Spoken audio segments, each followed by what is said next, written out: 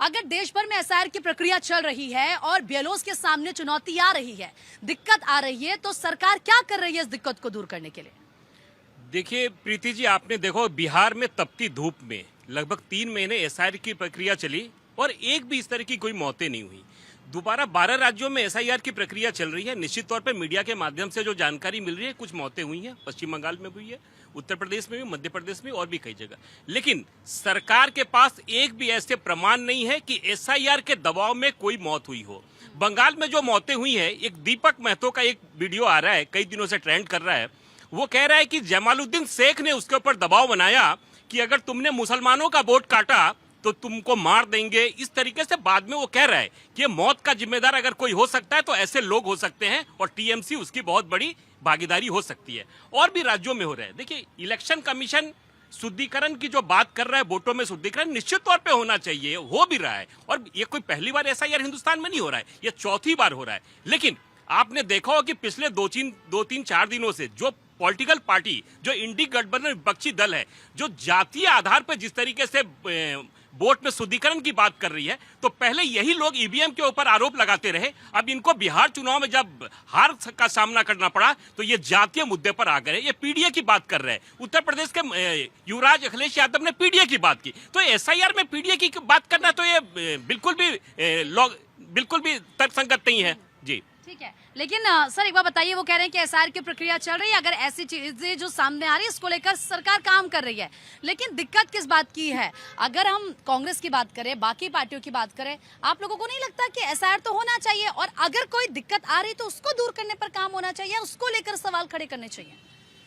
जब चुनाव में वोट पड़ते हैं तो अमूमन ये होता है कि वोट परसेंटेज घट रही है बहुत। संतुष्ट होना भी तो चाहिए ना आप लोगों को, कि आप लोग सोचे कि हमें संतुष्ट होना। अगर ये सोचे कि संतुष्टि नहीं होना तो फिर संतुष्ट कैसे करेंगे? आप रिएक्शन देना चाहते हैं? देखिए, कांग्रेस के मित्र ने 2-3 बातें कही। इन्होंने राहुल गांधी जी की बात की। राहुल गांधी ने 3 बार प्रेस कॉन्फ्रेंस किया ईसीआई के अगेंस्ट में। राहुल गांधी से चुनाव आयोग ने कहा कि आप हल्फनामा दीजिए, इन्होंने हल्फनामा नहीं दिया। राहुल गांधी जी से लोगों ने कहा कि आप सुप्रीम कोर्ट जाइए, इन्होंने कहा मैं सुप्रीम कोर्ट नहीं जाऊंगा। राहुल गांधी ने अपने प्रेस कॉन्फ्रेंस में कहा मैं लोकतंत्र बचाने के लिए नहीं आया हूं, मैं देश का एलओपी हूं, मैं विरोधी दल का नेता हूं और मैं मीडिया के सामने बात रखूंगा। यही राहुल गांधी जब विदेश जाते हैं तो विदेश में ये कहते हैं, सारे लोगों को कहते हैं कि हिंदुस्तान में लोकतंत्र खतरे में है, ये आह्वान करते हैं। और आप लोग आइए हिंदुस्तान में, देखिए हिंदुस्तान का लोकतंत्र कैसे बर्बाद हो रहा है। और दूसरा भी ये मित्र कह रहे थे कि वोट को गटने की बात।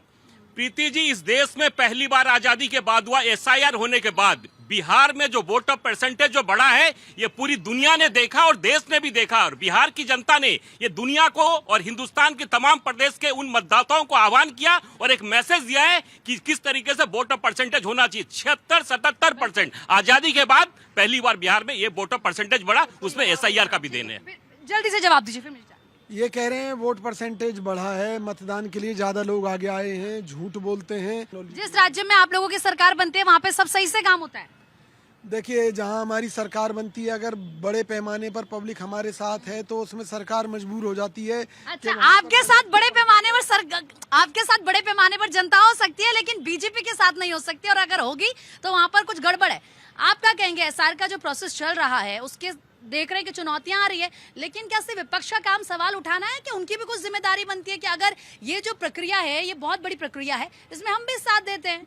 यहाँ बात आ रही है बीएलओ, वो हिंदू, मुसलमान, सिख, ईसाई नहीं, वो भी भारतीय है। अब अगर आपको उसका भी कोई एसआईआर करना हो कि उससे प्रमाण मांगे कि भारतीय है कि नहीं है, तो बात अलग। हम तो एसआईआर तक रहना चाहते हैं कि सही तरीके से चीजें हो, आधार कार्ड मजबूत हो, मेटल का हो, माननीय अखिलेश यादव जी ने कहा, जिसकी डुप्लीकेसी संभव नहीं हो। आज अगर साइबर क्राइम हो रहा है, देश के अंदर हो रहा है, यही टावर्स को यूज किया जा रहा है जो देश के अंदर है, बचाएगा कौन? सरकार बचाएगी। मैं घर में ताला लगा के सुरक्षित होकर सो सकता हूं, लेकिन लूट और डकैत हो रही है तो कौन बचाएगा? सरकार बचाएगी। मैं वो जो फॉर्म भरवाना है वही प्रिंट नहीं हो पाया समय पे, वो डिले हुआ। क्यों? क्योंकि वेबसाइट नहीं चल रही, वेबसाइट में तमाम गड़बड़ियां। मैं जिम्मेदारी के साथ कह रहा हूं, ये कैमरा, ये आप है और अभी इनसे फॉर्म भरवाइए एसआईआर का, वेबसाइट से भरवाइए, इनसे, इनको आता है, सरकार है, जिम्मेदारी है इनकी, कितना अवेयर करते हैं, भरवाइए इनसे ऑनलाइन फॉर्म। सर ये बात तो है कि जो लोग ऑनलाइन फॉर्म भर रहे हैं वो कह रहे हैं कि इसमें बहुत सारे चैलेंजेस आ रहे हैं। अगर किसी का नाम है 2 नाम से जुड़ के बना तो उसमें बीच में वहां पर गैप आ रहा, रियल में नहीं है, और भी बहुत सारी चैलेंजेस है। ये भी है कि अगर बूथ लेवल जो ऑफिसर है वो जाते हैं,